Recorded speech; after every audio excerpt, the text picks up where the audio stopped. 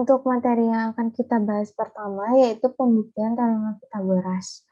Di dalam media ini kita akan membahas dua cara pembuktian Pythagoras.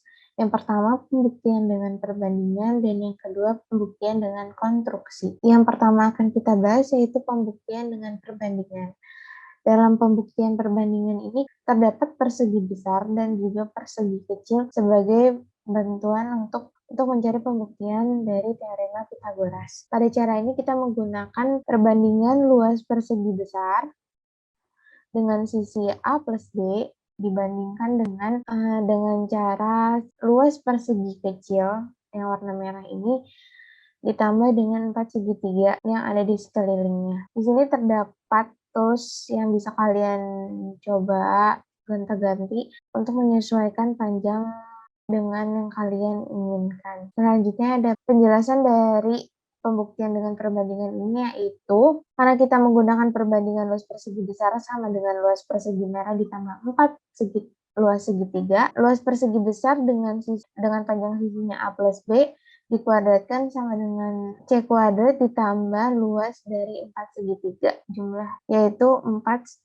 AB. Ini bisa kalian jabarkan yang menghasilkan A kuadrat ditambah 2AB plus B kuadrat sama dengan C kuadrat ditambah 2AB. Di sini 2AB-nya bisa dicoret dan akan menghasilkan A kuadrat ditambah B kuadrat sama dengan C kuadrat.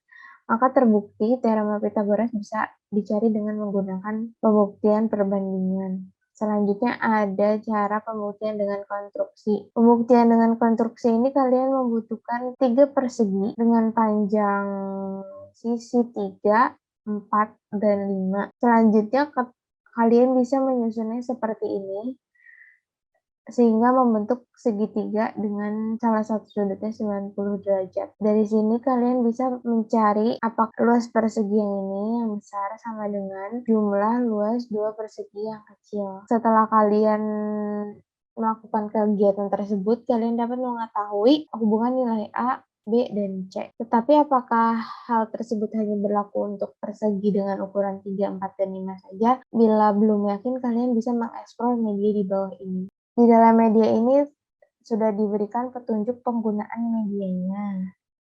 Yang pertama yaitu geser titik A dan B memperoleh segitiga siku-siku ABC yang diinginkan. Misal ini kalian bisa mengganti-gantinya, misal 10 sama 15. Jika kalian sudah menentukan panjang AC dan BC-nya, dilanjutkan dengan menghitung luas persegi ACHI yang mana coba nih? ACHI dan luas persegi BCED. Nah, dengan sisi yang tadi kalian sudah tentukan. Berarti tadi segitiga yang ini itu panjangnya 10 dan ini panjang sisinya 15. Kalian coba cari luas persegi tersebut. Selanjutnya, geser seluncuran H1, H2, H3, H4, dan H5 dari 0 sampai ke 1. Coba kita geser ya. Ini kita geser. Terus sampai semuanya ke 1. Sampai semuanya ada di sini. Coba perhatikan apa yang terjadi pada segitiga A, B, F, G. Misalnya.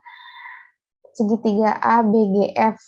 Berapa luas persegi dari segitiga A, B, G, F yang kalian peroleh? Selanjutnya buat kesimpulan kaitan luas ketiga persegi.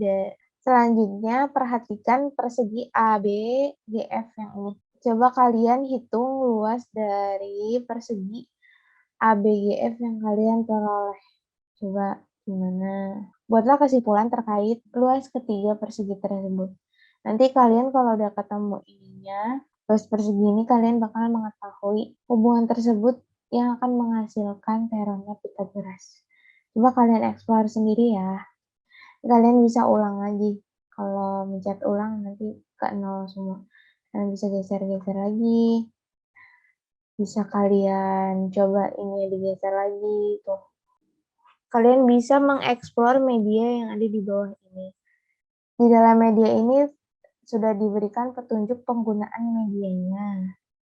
Yang pertama yaitu geser titik A dan B memperoleh segitiga segitiga siku-siku ABC yang diinginkan.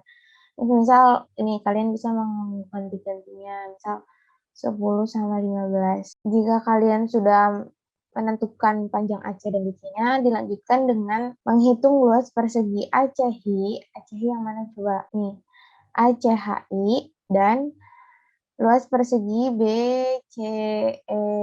Nah, dengan sisi yang tadi kalian sudah tentukan. Berarti tadi segitiga yang ini itu panjangnya 10 dan ini panjang sisinya 15. Kalian coba cari luas persegi tersebut. Selanjutnya geser seluncuran H1, H2, H3, H4, dan H5 dari 0 sampai ke 1. Coba kita geser ya. Ini kita geser. Terus sampai semuanya ke 1. Sampai semuanya ada di sini. Coba perhatikan apa yang terjadi pada segitiga AB FG misalnya. Segitiga ABGF. Berapa luas persegi dari segitiga ABGF yang kalian peroleh? Selanjutnya buat kesimpulan kaitan luas ketiga persegi.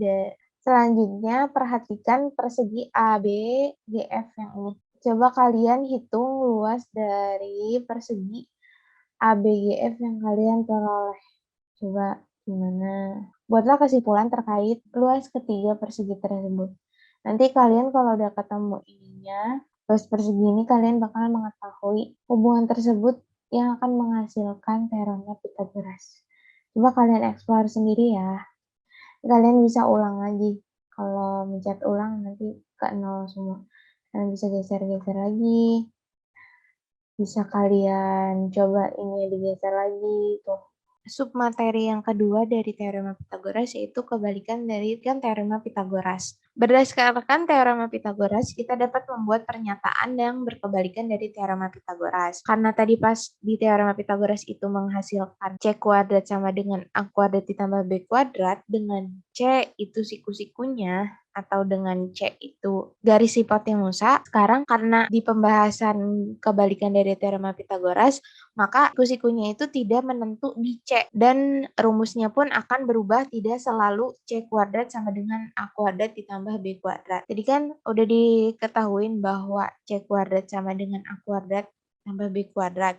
Ini rumus yang umum dengan C garis hipotenus yang letaknya di depan sudut C atau di depan sudut siku-siku. Kalau misalnya garis A itu berada di depan sudut A atau titik A, dan garis B itu ada di depan sudut B atau titik B. Nah, kebalikan dari teorema Pythagoras, jadi semuanya tidak selalu C kuadrat sama dengan A kuadrat ditambah B kuadrat. Misalnya, pada segitiga ABC dengan A, B, dan C, panjang sisi di hadapan sudut A, B, dan C dengan kebalikan teorema Pythagoras mengakibatkan A kuadrat sama dengan B kuadrat ditambah C kuadrat. Kalau kayak gini berarti dalam segitiga ABC ini siku-sikunya ada di A. Karena A termasuk garis hipotenusa yang berarti garis hipotenusa itu ada di depan sudut siku-siku. Begitu juga yang dua ini.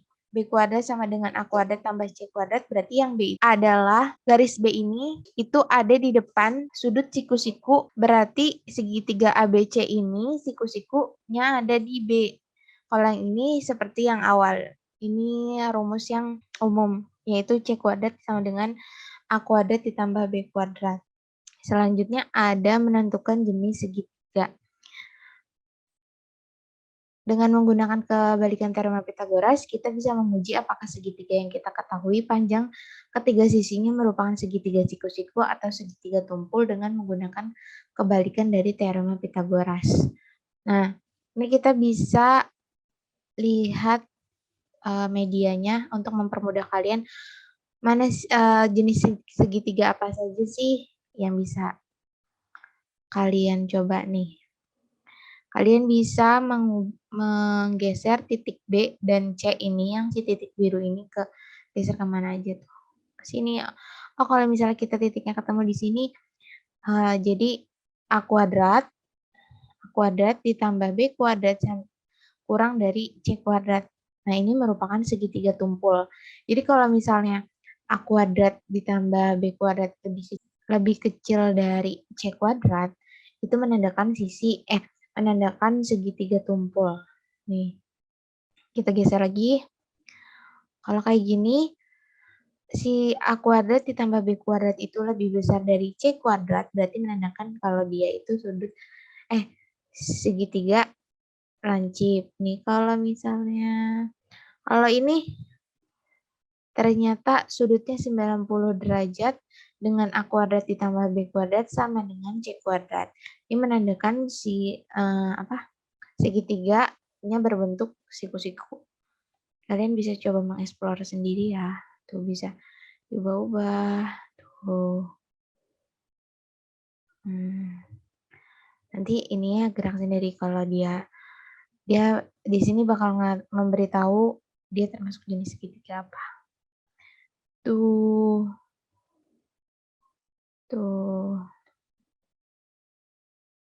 Oke, lanjut ke materi selanjutnya. Kita masih di teorema Pythagoras. Yang ketiga yaitu ada triple Pythagoras. Cara menguji triple Pythagoras yaitu dengan mengkuadratkan panjang hipotenusa yakni C, kemudian menghitung A kuadrat ditambah B kuadrat. Jika kedua perhitungan tersebut memiliki nilai yang sama, maka ketiga bilangan tersebut adalah triple Pythagoras.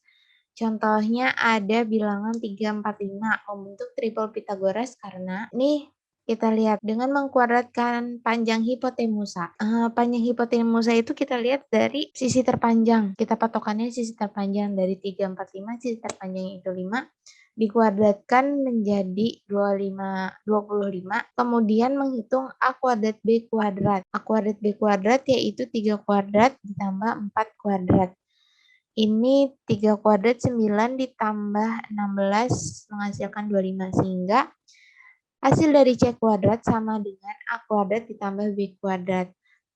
Jadi bilangan 3, 4, dan 5 itu membentuk triple Pythagoras. Nih, di sini ada media lagi yang bisa membantu kalian untuk memahami apa itu triple Pythagoras. Kalian bisa mencari sendiri. Nih, misal angkanya 4 sama 10. Dia triple Pythagoras atau enggak? Nih kita enter ya. Nah, di sini ada desimal. Angka yang dihasilkan itu desimal, berarti dia tidak termasuk triple Pythagoras. Kita coba lagi ya. Berapa ya? 8 sama 6. 10. Nah, ini berarti termasuk triple Pythagoras. Itu kalian bisa mengeksplor sendiri ya. Kalian bisa menggunakan media ini untuk membantu kalian mengetahui apakah angka yang kalian ketahuin itu termasuk triple Pythagoras atau bukan.